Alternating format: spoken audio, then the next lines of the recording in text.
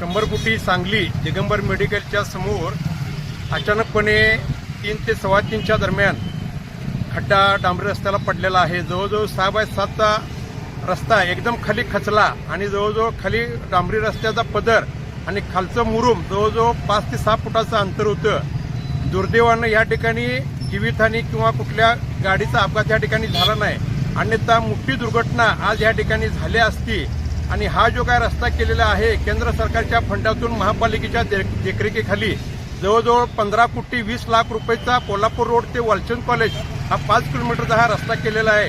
हा रस्ता अत्यंत निकृष्ट दर्जाचा रस्ता आहे।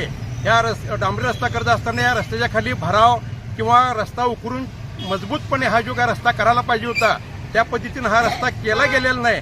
त्यामुळे जागोजागी अशा पद्धतीनं हे खड्डे पडा लागलेले आहेत आणि महानगरपालिकेनं ह्या सर्व रस्त्याची चौकशी करून ह्याचा ऑडिट करून ज्या ठेकेदारानं हे निकृष्ट दर्जाचं जे काही काम केलेलं आहे त्या ठेकेदारावर कडक कारवाई महानगरपालिकेने ह्या ठिकाणी करावी आणि ह्या रस्ता व्यवस्थित कशा पद्धतीनं चांगला होईल ह्याची जबाबदारी महानगरपालिकेनं घ्यावी अशी या भागातील सर्व नागरिकांची मागणी आहे। अन्यथा महानगरपालिकेच्या विरोधात आम्हाला तीव्र आंदोलन करावं लागेल असा इशारा या ठिकाणी मी देऊ इच्छितो।